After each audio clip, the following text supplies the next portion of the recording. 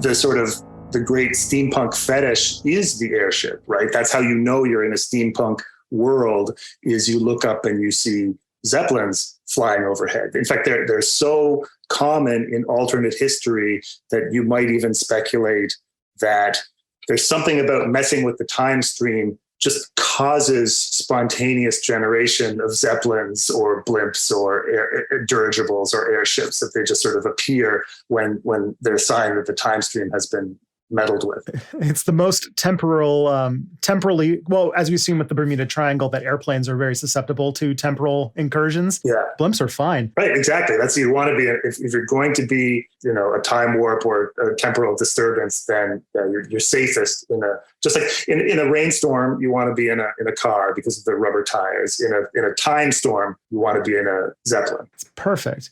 It's interesting because I think that there's a solar punk angle for that coming back, which is like the whole trying to imagine a future where we successfully managed the things that we need to manage in order to tackle climate change. And there's a lot of talk of bringing these things back, because when they aren't exploding over New York City, they actually are a very energy efficient form of travel. I think, there's just something kind of stately and beautiful about the idea of the airship. And so that's probably why it appeals to us today, and why we can't lose it in steampunk is, it's a dream of a world that's just a little bit more wondrous, right, than our own, our alternate history that tracked off in a different way, and it's just a little more marvelous than our own. Now, steampunk has all sorts of shady colonial baggage. When you romanticize the late 19th century too much, it doesn't take long before you get into some sticky territory. But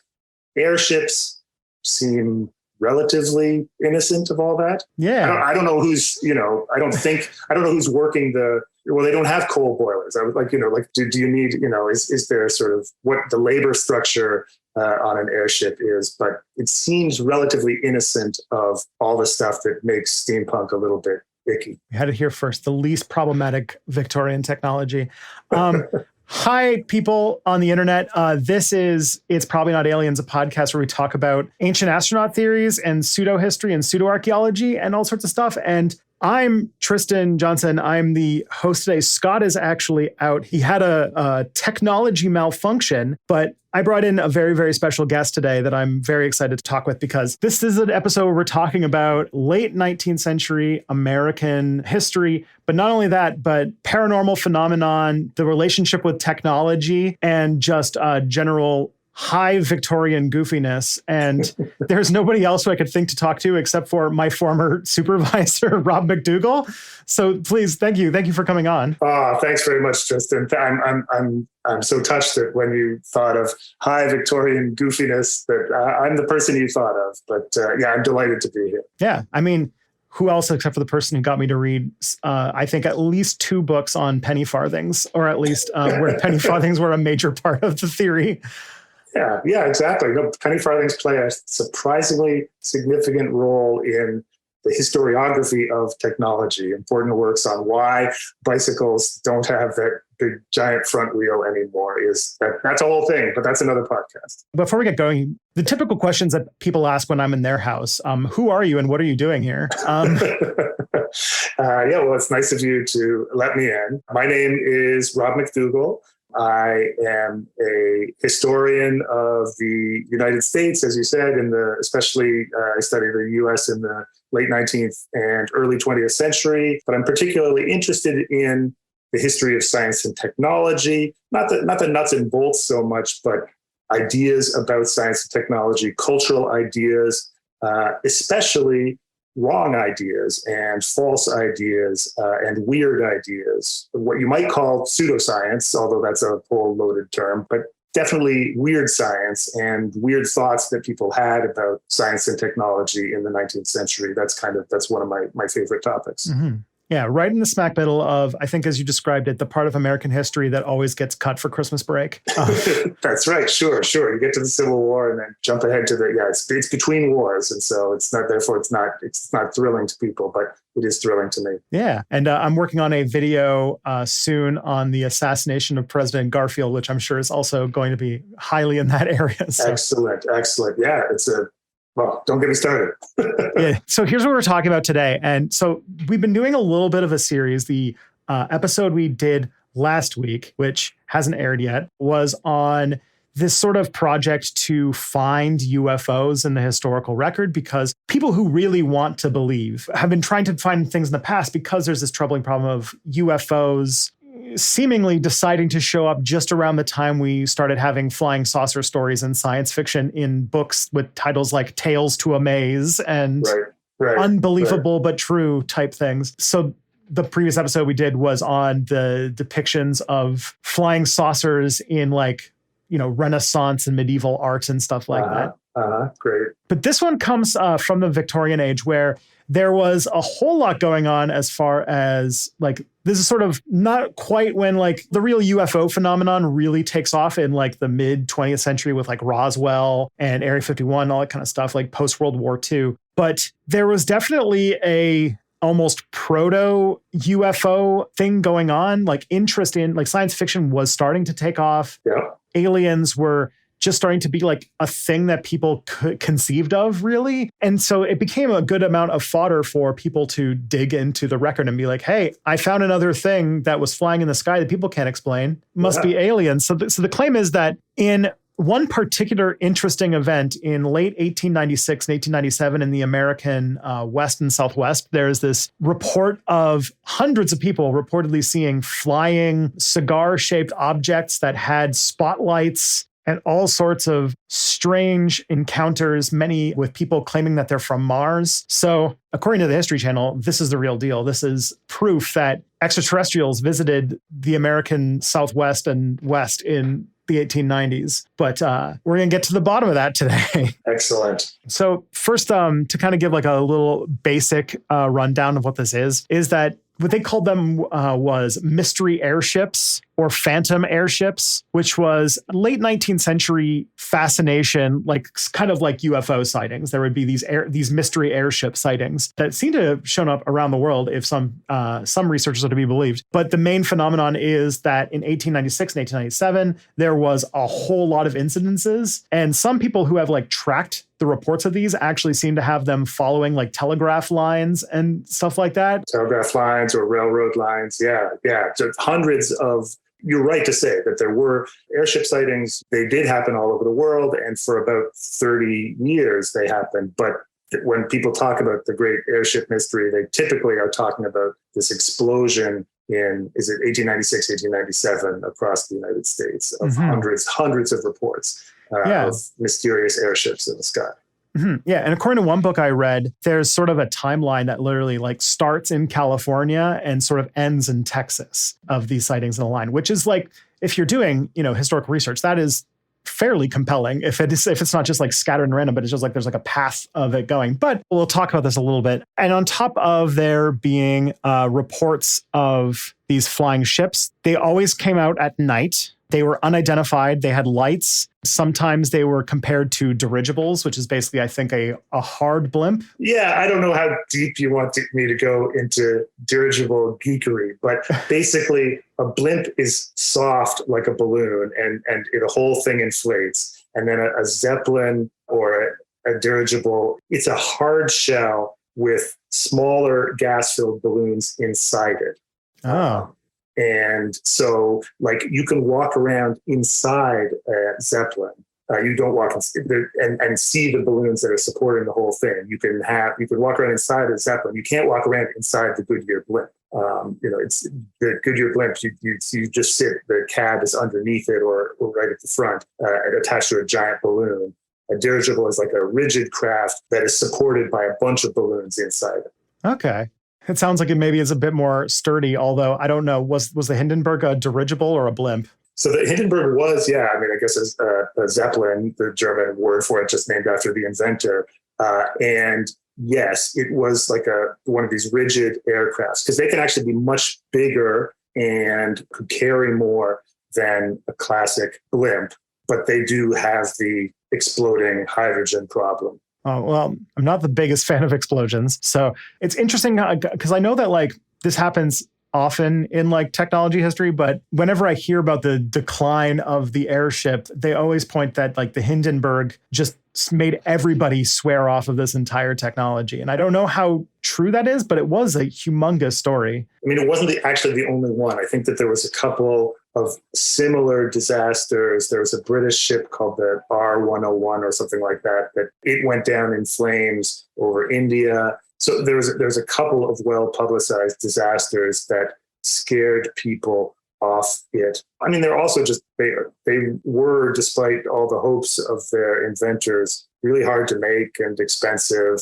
And then airplanes got invented. So that's also part of the story. Yeah, and that's just some metal and wood with a motor on it. So at least the first ones. So according to the reports also that there were crewmen and pilots seen aboard these that were reportedly human looking, but some of the crew claimed to be from Mars. Interesting. Mm-hmm. And that the popular belief at the time was not that they were aliens. They had the much more Victorian answer, which was that this was the product of some rogue genius who was not ready to make the knowledge of their great invention to the public yet. And what's very interesting is that it was so widely speculated that Thomas Edison was behind this that he had to issue an official statement denying that he was involved with this. But that's just what he would do, of course. Of course, yeah.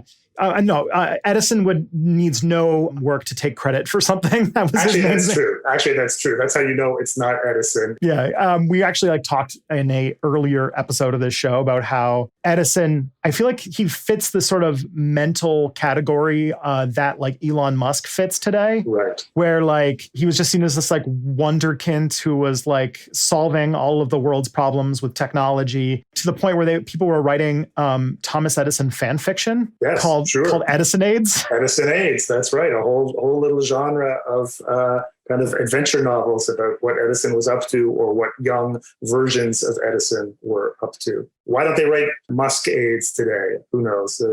Little adventure tales about, maybe in a sense they do, I guess. That's how you know this couldn't be Edison, just the same reason that, if there were mysterious ships floating in the sky today, do you really think Musk would keep it a secret if he was building something like that? Why would he not just tell us every day? Yeah, he's more of a person who takes credit for something that doesn't work yet. He takes something that's like 1/4 invented and then says, there you go. I have made global internet. It destroys every single telescope that's underneath them. But hey, sometimes if you don't have a tree in your yard, you can get internet. Yeah. So to kind of like trace this to its beginning, the first wave of these airships started in 1896 in California, and then they moved to other areas, moving east across the country. But some of them reported that the occupants were visible, but others said, sometimes it was at night, and that their clothing was sometimes reported to be unusual. I feel like there was a high standard for what was unusual back then.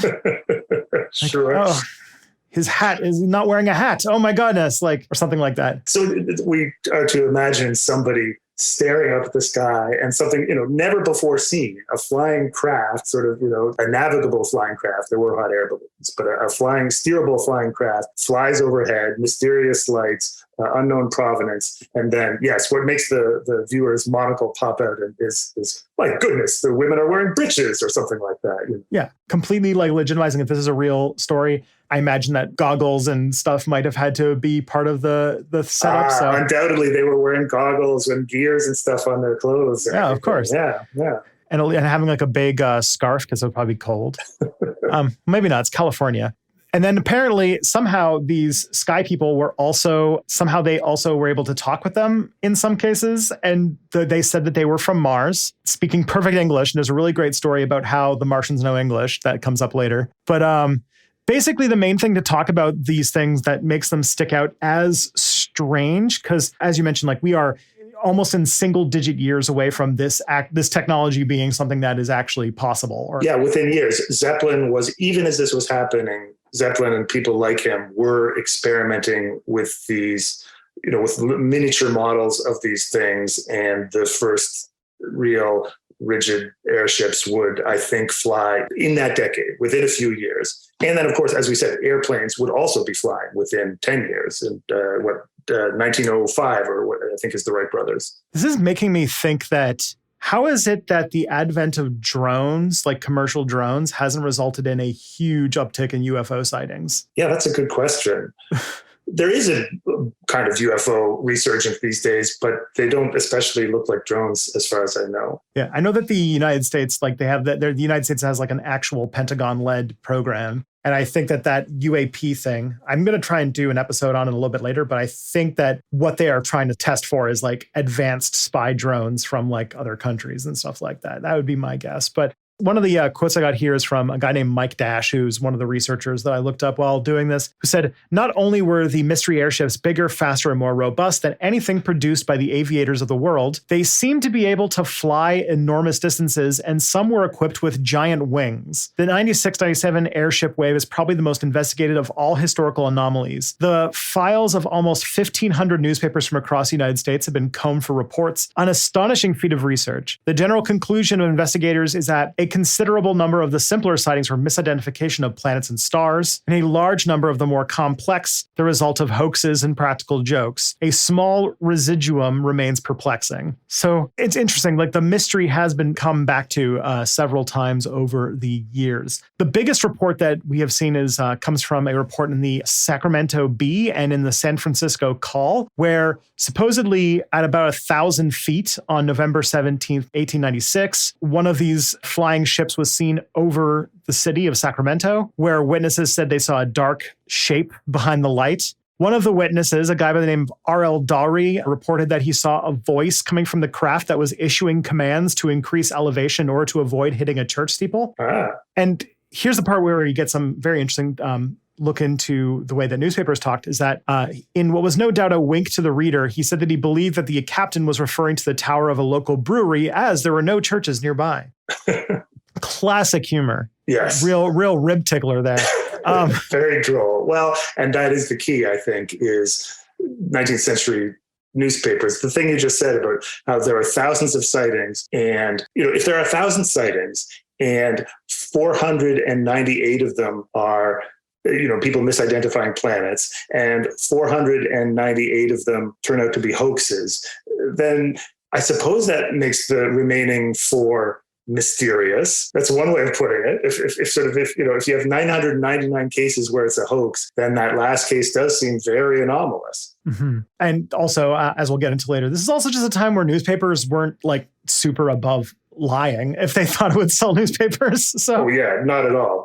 That's I don't know if we're getting ahead of ourselves, but that I think is a big part of the explanation is how newspapers worked in those days. Yeah. One description of the craft also said that it was powered by 2 men on bicycle pedals, and that there appeared to be a passenger compartment which laid under its main body, and that it had a light mounted on the front end that witnesses also reported hearing the sound of singing as it passed overhead. Then, November 19th, 1896, in Stockton, California, their Daily Mail featured one of the earliest accounts of apparently an alien sighting, where a guy by the very Victorian name of Colonel H.G. Shaw, who claimed that he was driving his buggy through the countryside near Stockton, where he came across what appeared to be a landed spacecraft, describing it as having a metallic surface that was completely featureless apart from a rudder and pointed ends for all of that space air. Yeah. And that it was about 25 feet wide and about 150 feet in length. And that apparently it had 7 foot tall or 2.1 meter tall extraterrestrials approached him, which were, as he said, emitting a strange warbling noise.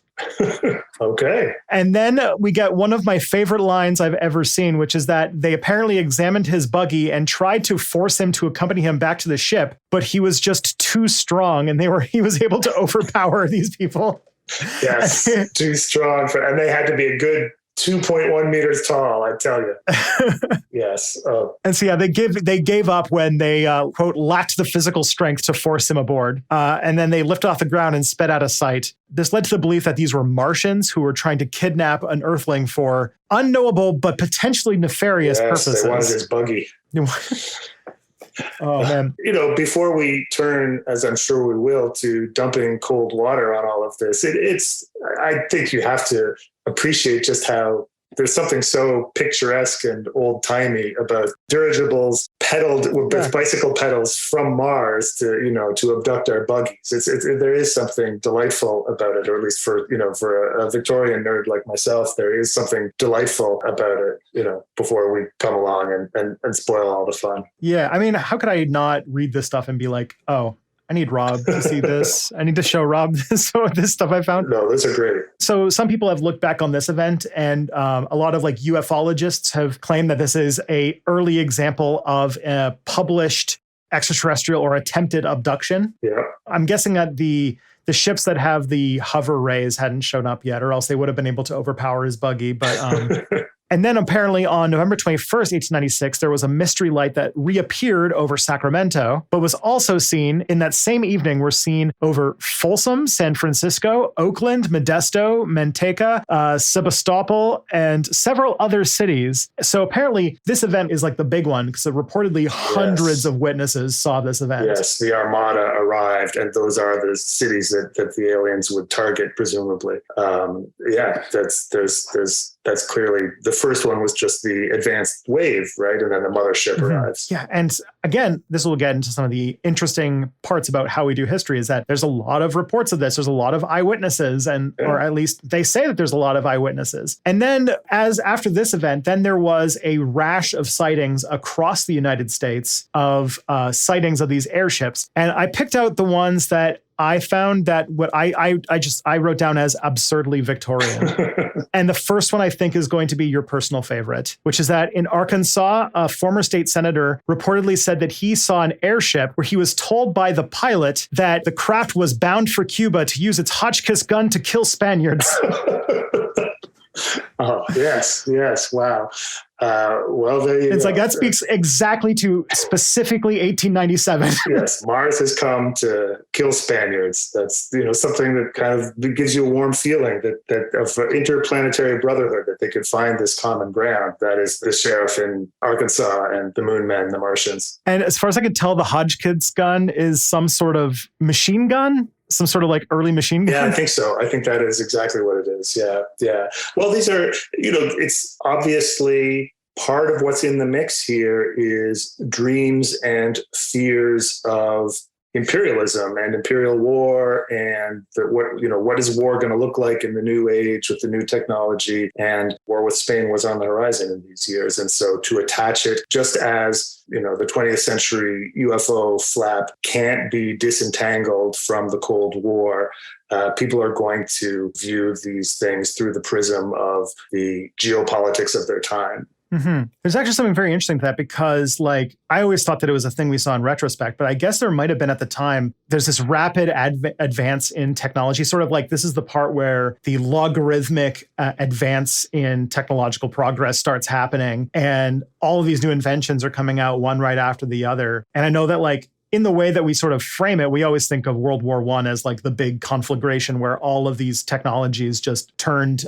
Europe into a human meat grinder for 4 years. But I always thought that that was like a thing we saw in retrospect that we were building up. But I guess was there a time where the technology was advancing? People were like, oh, if we ever go to war with any of these things, it's going to be terrible. Yeah, I think that there was. I mean, yes, you're right that part of the narrative of the First World War is people's naivete, that they didn't realize how terrible war was going to be. But at the same time, there were anxieties. Actually, I think there's a kind of interesting cultural comparison you can make here. I'm generalizing, of course, here, but I think that you can contrast a kind of American optimism with a British anxiety / pessimism that in the late 19th century and the early 20th century, which really arguably is the zenith of British power, of the British Empire and British power all over the world, there's actually a ton of anxiety about the next war, and a ton of anxiety about airships, about German airships, about war from above. There's a whole genre of German invasion novels in which Britain is invaded by Germany in the 1890s, the 1900s. And there are airship scares in the early 1900s, 1909, where British people see airships, but they don't jump to the conclusion that these are Martians. come to kill Spaniards. They jump to the conclusion that these are Germans come to kill them, because this is something that they are thinking about more and more and more. But while the British are pessimistic and anxious at this moment in history, Americans are enraptured, more or less. Obviously, I suppose you can find Americans that are anxious, but Americans are excited about the coming century of air power, and I think assume that surely either those are Americans driving those airships. That's the one theory, right? Is that Edison invented it and it's a sign of American know-how, or they're friendly Martians come to help us kill the Spaniards.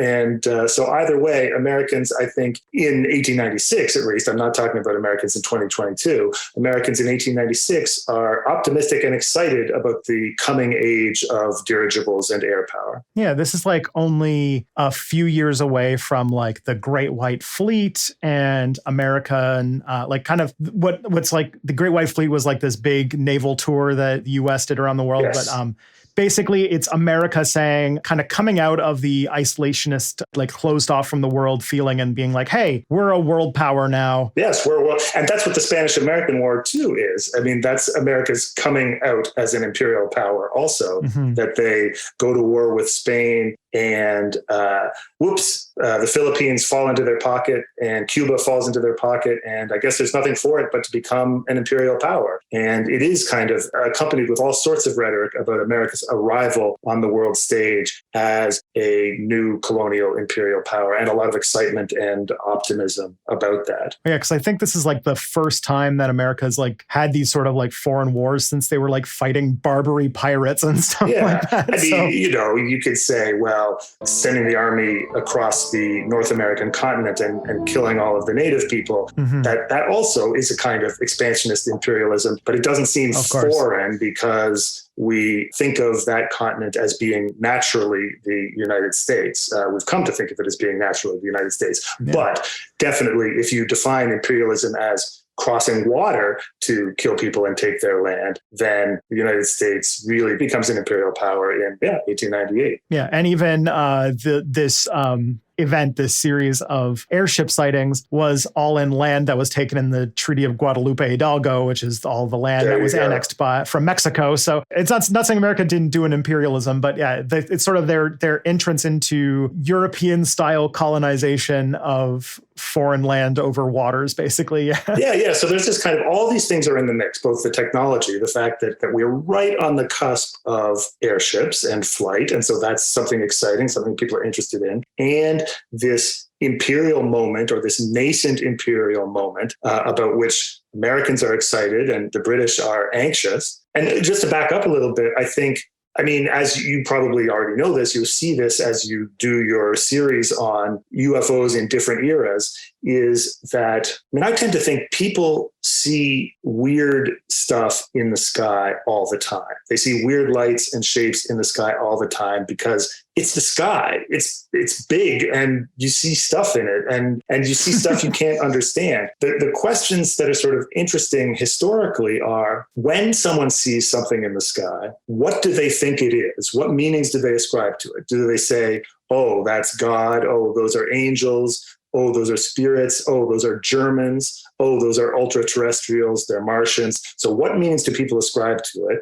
And then the other question as a historian is it newsworthy? The reason we know about the great airship scare of 1896, 1897 is because of hundreds of newspaper articles about it. So it's because it was interesting to put in the newspaper that someone had seen something in the sky, and interesting enough that then, that the story spread. And you just described the way the story starts in Sacramento and then spreads locally and then spreads nationally. And that's a perfect description of how news stories spread in the 1890s. Like, it just sort of, how did the ship travel that fast? In fact, you said earlier, isn't it interesting that it traveled along the path of the telegraph? Well, I'll tell you what travels along the path of the telegraph. It's news stories about people seeing telegrams. Exactly. Newspapers. News travels along the path of the telegraph. Mm-hmm. It's as if, people saw weird things in the sky and then it traveled to everywhere that had the internet. Then, we might have an explanation for how that story spread. And even that's sort of novel too. Yeah. Like, it's not super novel because I know that the news of Lincoln's death got spread super fast because of the telegraph lines, but still, like, a story crossing the country, especially from west to east coast that fast, is still kind of novel. Yeah, it's novel. And it's a great example of virality, right? And sort of stories going, a particular kind of story going viral. And I'm sure that what happened is that the story sold, it caught people's attention, and other people got in on it.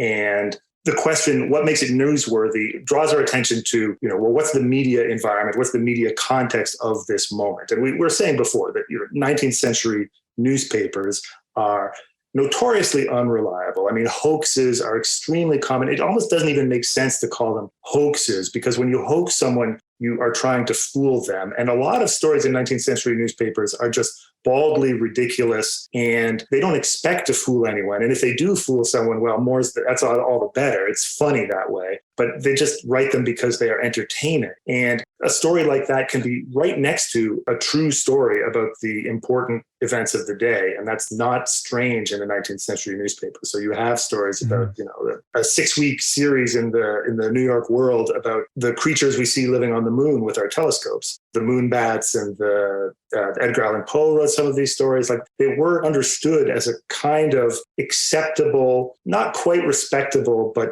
expected kind of jocular, just fooling around with the news. And the real rule was, caveat lector, let the reader beware. Like, if you're dumb enough to be fooled by this, then sucks to be you. But then I also think that probably what happens in this case is that there's something about the story that is sticky, that is viral, and people do get excited about it and start reporting. So you have a mix of newspapers ginning this stuff up and people actually seeing lights in the sky, or convincing themselves that they see something in the sky. And here's the story, here's the explanation. And the meme of, oh, it's a phantom airship, just goes, explodes virally for a few months and then dies out because it stops being interesting until it pops up again in the UK, connected to German fears or wherever. Yeah, the kind of that follows very well the sort of pattern of this. It also reminds me a lot of the sort of current Twitter meme that is making a realistic looking news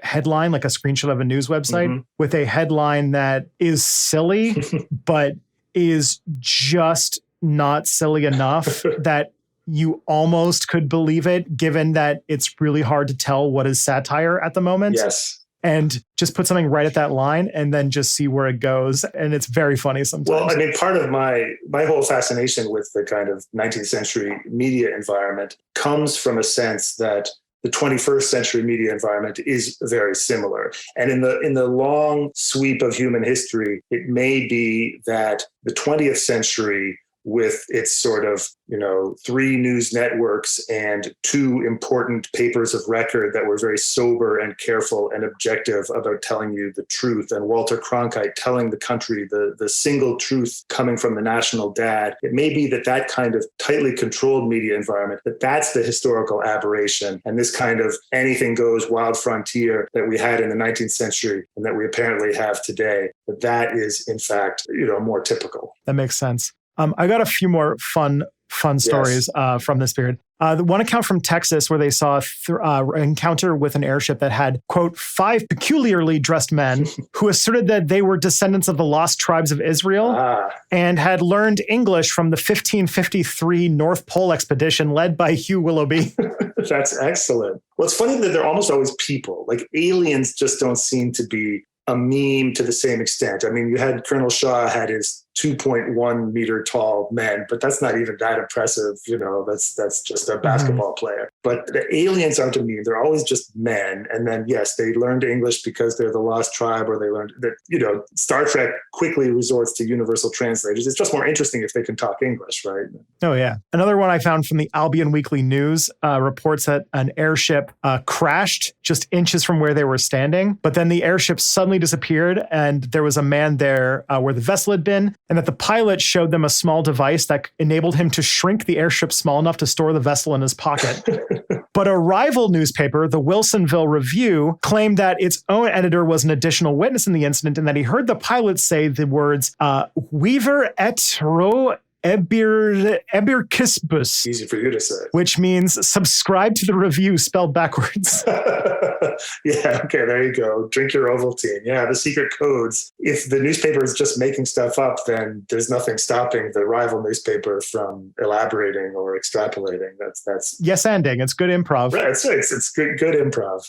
Yeah. Then there's one sighting apparently in St. Louis where the vehicle was propelled by 3 large propellers, but was reportedly crewed by, quote, a beautiful nude woman and a bearded man, also nude. He wasn't beautiful.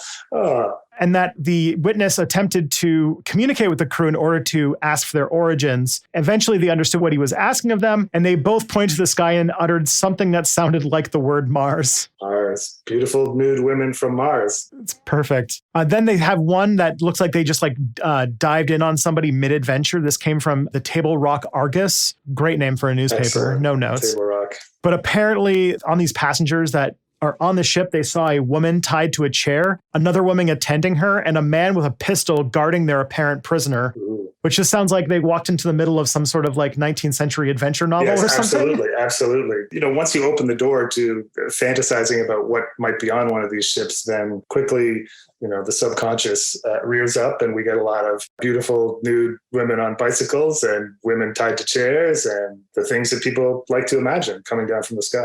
Yep. And another story in Aurora, Texas, said that one of these airships crashed into a windmill. The wreckage had hieroglyphics on it. Another, the whole obsession with Egypt that was going on at the time. And that it was made of a mixture of aluminum and silver, that it must have weighed several tons. And then that there was a dead Martian on board that they gave a, quote, Christian burial in the town. Ah, good. Well, that's very, very broad-minded of them to do that. That's nice. But this has a postscript, which is that a UFO research organization in 1973 went to investigate the burial. And according to them, their metal detectors indicated a quantity of foreign material might be buried under there, but they were not permitted to exhume. And then when we returned several years later, the headstone and whatever metallic material laid underneath it was gone. Oh, bummer. Interesting how that always happens. And then, best one for last. This is a story by Alexander Hamilton of Leroy, Kansas. Alexander Hamilton. Yeah. I did not know he lived until 1897. Could have sworn. What's it called? He took getting shot and being 100 years old pretty well, it seems. And also living in Kansas, apparently. Interesting. So apparently, according to this, Hamilton, his son, and a tenant witnessed an airship hovering over his cattle pen. And then under closer examination, the witness realized that there was a red cable that had gone down from the airship and had lassoed one of his heifers, but that the heifer had gotten entangled in the fence. And then after they unsuccessfully tried to free the heifer, Hamilton cut loose a portion of the fence and then stood in amazement to see the ship, cow, and all rise and slowly sail off. Martian cattle rustlers. I can't believe Lin-Miranda didn't put that in the musical. Yeah, I know. And so this is funny because this is the one that was actually contemporaneously found out to be a hoax, but for a very Victorian reason, which was that it was confirmed via interviews by Hamilton himself that the story was a successful attempt to win a Liars Club competition, which was a competition to create the most outlandish tall tale.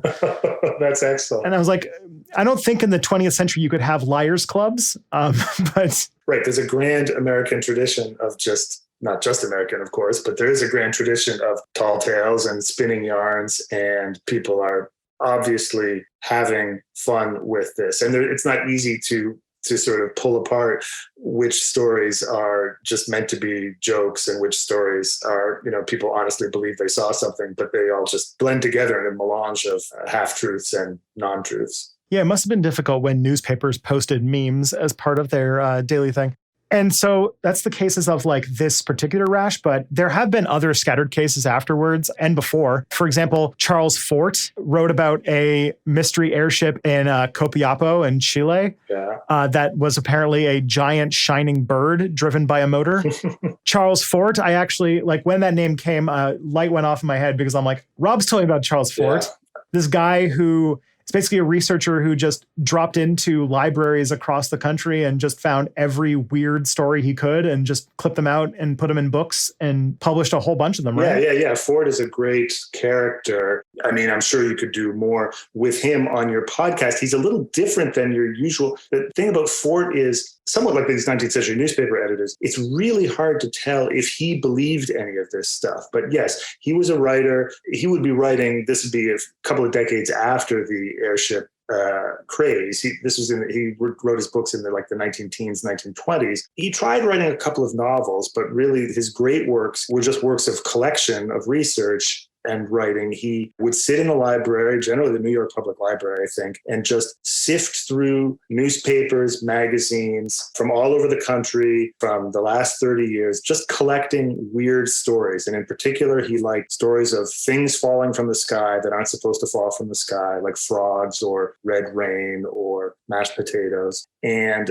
then also stories of people seeing things in the sky, like UFOs. He didn't call them UFOs, but things people see in the sky. And he just collected a huge database of all these anomalies. And I think it's really probably thanks to Fort that we think of all of these things as a single phenomenon. When UFO people in the 70s, the 60s, 70s, 80s got interested in the phantom airships of the 1890s, almost certainly the way they found out about it was through Fort's books, that he would be the bridge between your 19th century airship scare and your 20th century UFO believers. Yeah, it even got to the point where his name is an adjective. Like sometimes weird phenomena are called Fortean, and sometimes weird events is called Fortiana. That's right. Just it's sort of, when you see it, it's a specific kind of weird event. UFOs, things falling from the sky, cryptids,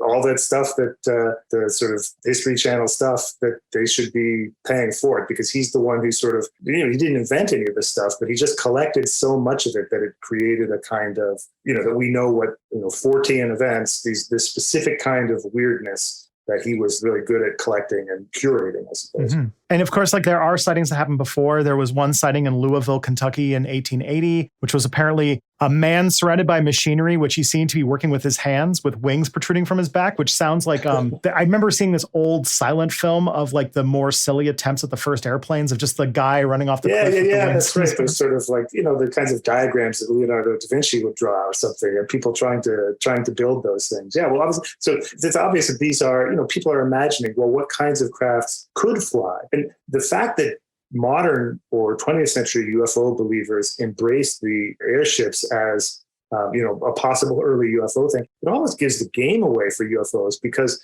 it's so obvious to us that, these 19th century airship sightings are so steampunky, so 19th century with all the dirigibles and, bicycle wheels and flaps and gas bags and things like that, that you should extrapolate from that and say, and in the same way, the UFOs of the 1940s and 1950s look an awful lot like jet planes from the 1940s and the 1950s. Like they, technologically, they match the technology of the time. And because, of course, there are people, seeing a light or seeing some sort of odd shape in the sky, but then projecting onto it their assumptions and expectations and imaginations about the sort of thing that could be in the sky. Mm-hmm. Yeah, I talked last week about how I think a lot of this in modern day is because we're facing all of these sort of great filter existential crises, and that seeing that there's a technologically advanced civilization elsewhere in the universe might make us believe that it is possible to get through those. Yeah. That there's sort of something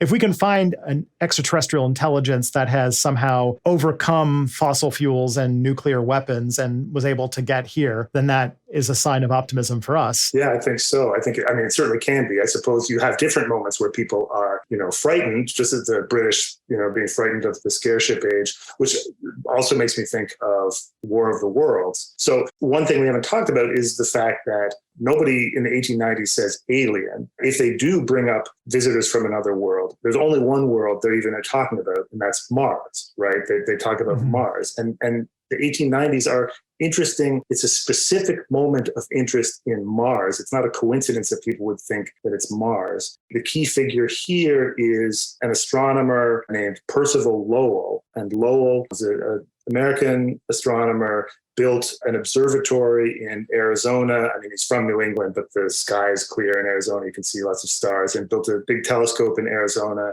And Lowell was one of the chief popularizers of the idea that you could see canals on Mars, that you'd look at images of Mars And he convinced himself that he could see straight lines on these images of Mars, and then convinced himself further that these straight lines must be, I'm going to say man-made, but not man-made, Martian-made canals, evidence of intelligent life. And Lowell publishes his book on Mars in 1895. So we're right in this moment. And it's not that everyone believed it, but this gives a real kind of scientific cast to the idea of life on Mars, to the idea that there could be, life on another world. So H.G. Wells, right at this time, he then takes, I was talking before about the invasion novels, or this sort of cycle of novels where the British imagine themselves being invaded by Germany as this becomes a national fear. Wells takes the plot of the most famous invasion novel, I think it was called like The Battle of Dorking.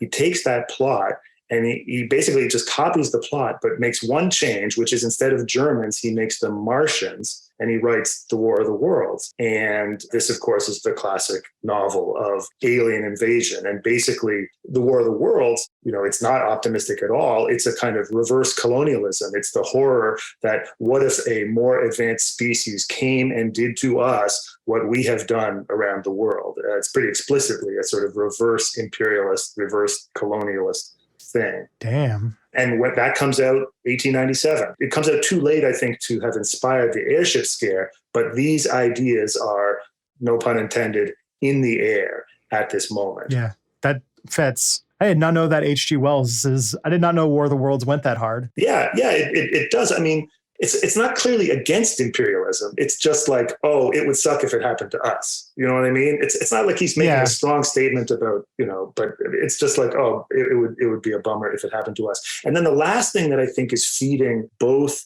Lowell and Wells's imagined version of the Martians is Darwin, is sort of the Darwinian idea, the arrival of Darwinian evolution, and the idea that species have a sort of life story and a history, and the idea of like dying races and races that are more advanced and less advanced, because the Martians are always imagined by Wells, by Lowell, as a kind of older race that has become decadent, has somehow sort of like as older than humanity and more advanced than humanity, but is in some kind of degeneration or decline. And that's a British anxiety at this moment, especially. Stories about moon men from the early 19th century are just earthlings with funny hats. But the idea of a sort of species that is different from us, that is at a different place in civilization evolution than humanity, that I think is made possible by Darwin. Yeah, I guess I can see it in like a lot of ways, because like, especially for British anxiety, because Britain's old,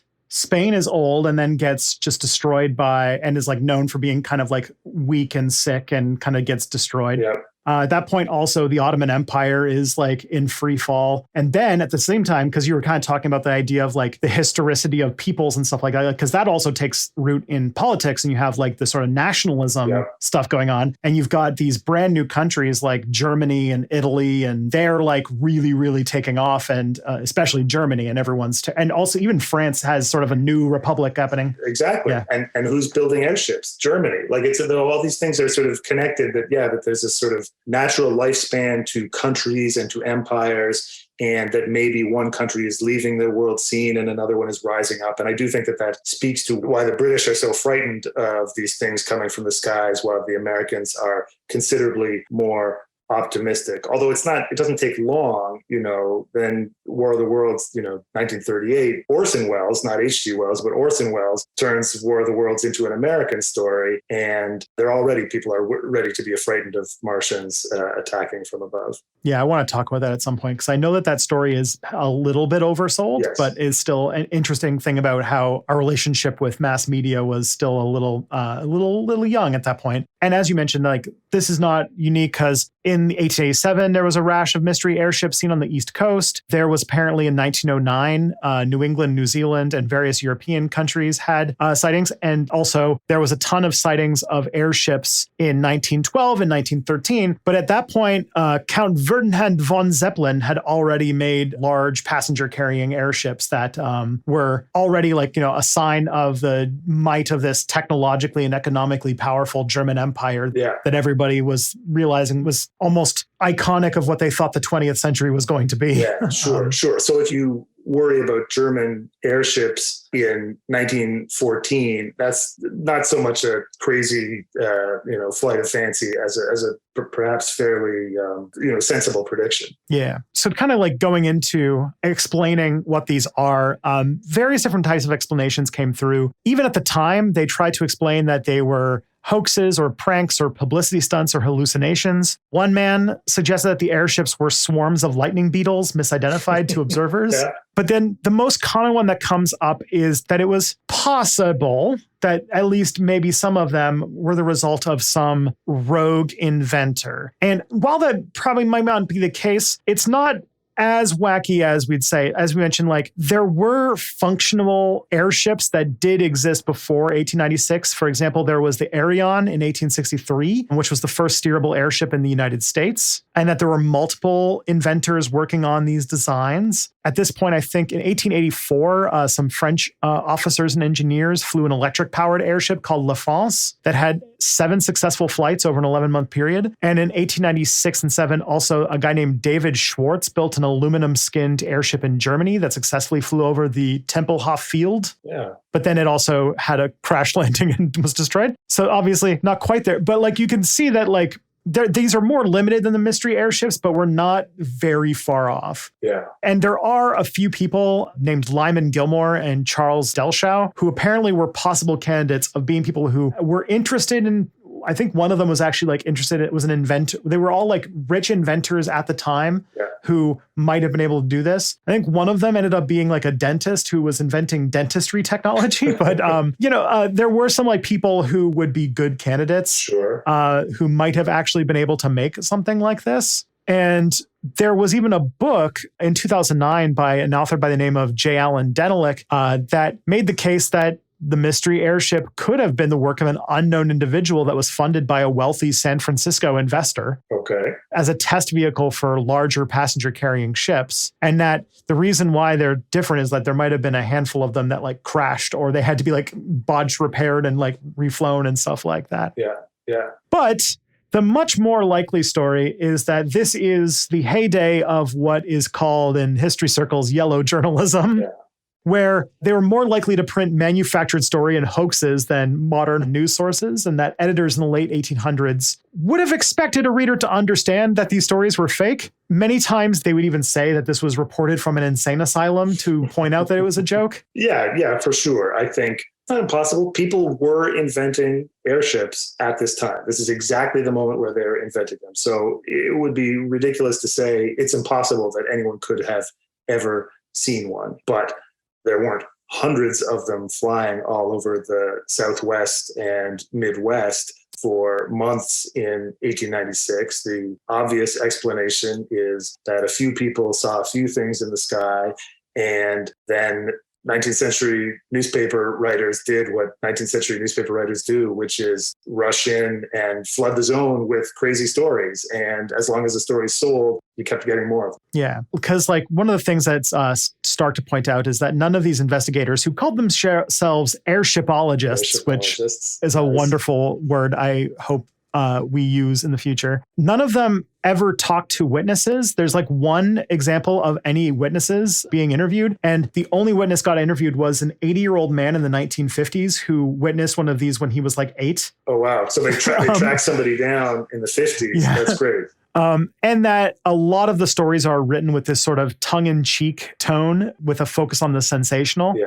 And also that after the wave concluded, the subject quickly fell out of the papers and public consciousness and was forgotten about pretty quickly, which implies that if something kind of is everywhere and then disappears, probably at the time, people were pretty aware that this was probably like entertainment rather than information. Yeah. Or it doesn't even have to be all one or the other. Like some people can believe it, some people don't believe it. And the fun of it for the people of the time was that debate. P.T. Barnum, the great 19th century huckster, always sort of felt that it was important to have both skeptics and believers, because that meant that people would argue about it. And that kept you, that was what turned the wheel of publicity. So I think you probably have both existing at the same time. And it was a thing that everyone was talking about for a little while. But yeah, in a lot of ways, it's, we're very familiar with memes going viral today. And that's what this has all the hallmarks of to me. Yeah, for sure. So basically, after the rash of newspaper articles, it quickly disappeared from the public consciousness, and then nobody talked about it again, interestingly, until after World War II, specifically into the 1960s, when UFO investigators came across them and started to try to reinterpret these airships to be possible precursor to post-World War II UFO sightings. Yeah, exactly. And as I said, I imagine that the way they found them, since they probably didn't have newspapers from the 1890s lying around, I imagine that the way they found them was our man Charles Fort. Would not surprise me. Of course, I would be remiss also mentioning the most important one, which is that there were sources in 1897, like the Washington Times, that speculated that it was another very Victorian word, a reconnoitering party from Mars, speculating that the visitors from Mars, fearful at the last of invading of the planet they have been seeking. And also in New Zealand, there was a mystery airship sighting that was reported to apparently be a Martian atomic-powered spaceship. Wow. Yeah, I didn't even know atomic was on the radar in 1909, but cutting edge. Here we are. But yeah, so like it fits. It's like to kind of put a bow on this. It speaks a lot to the economic anxieties. And as you, the expert historian, pointed out, like it says a lot of very interesting stuff about the culture that produced it, the technology and communication methods of the people of the areas that produced it, and that it speaks a lot to the specifically like this late Victorian relationship with technology and the shifting role of humanity's place in the cosmos. Absolutely. Yeah. Technology changing so fast. We always think technology changes. Everyone thinks it changes fastest in their era, and I'm biased because it's the era I study, but I think the 50 years from, let's say, 1870 to 1920, sort of around the turn of the 20th century, just think about how much the material constitution of the world changes is in those years. You get, the railroad, the automobile, the airship, the airplane, the telegraph, the telephone, the radio, mass production. Just, we think things have changed fast in our time, but we're just talking about cell phones. Like this is a real change. This is a change that actually that you see everywhere. So that is happening. And then in addition, the things we talked about before about, changing ideas about the age of the universe and man's place in the universe, and all this stuff about imperialism and the relative power of different nations, and the end of isolation, of geographic isolation. That's what the British are afraid of. The sort of the vision of the airships is a realization that being on an island doesn't protect them anymore. Just as in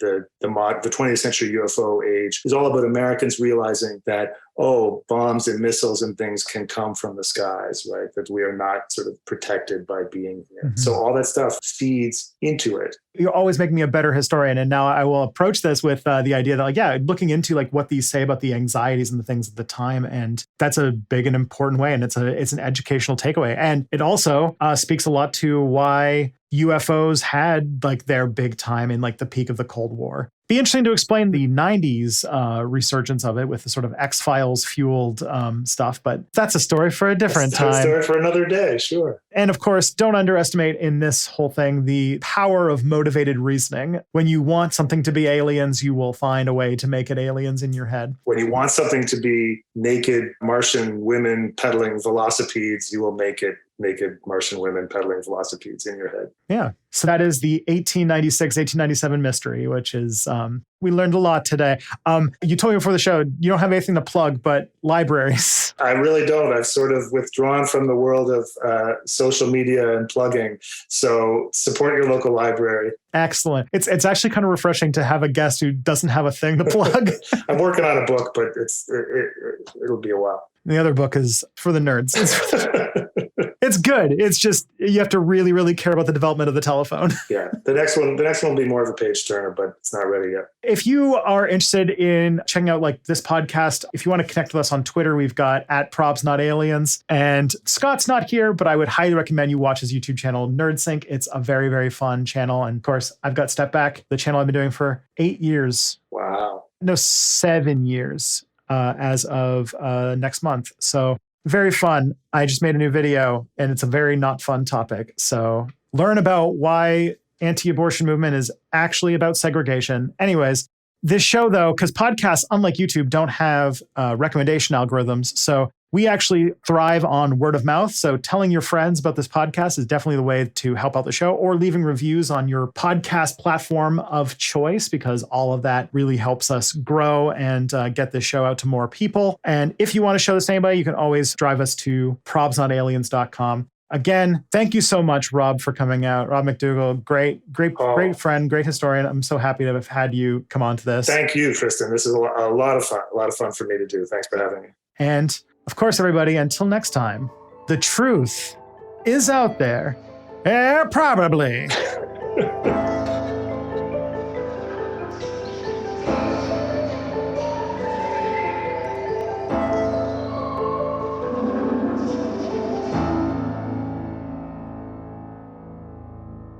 That's more of a radio thing, not a, whatever.